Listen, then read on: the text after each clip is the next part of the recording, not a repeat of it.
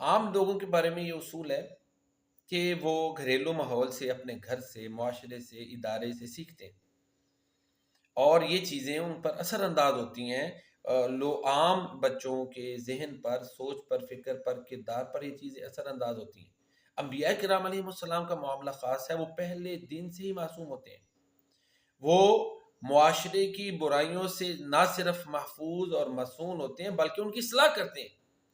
اللہ تعالیٰ کی نگرانی میں انبیاء کرام علیہ السلام ہوتے ہیں۔ ہمارے پیارے نبی کریم جناب محمد مصطفیٰ صلی اللہ علیہ وسلم پہلے دن ہی سے ہی حق پر تھے، اور وہ اصلاح کرنے والے مصلح تھے، معصوم تھے، مسون تھے، اللہ تعالیٰ کی نگرانی میں تھے۔ ایسے ابراہیم علیہ السلام کے بارے میں آتا ہے کہ پہلے دن سے اللہ فرماتے ہیں ہم نے ان کو ہدایت دی ہوئی تھی۔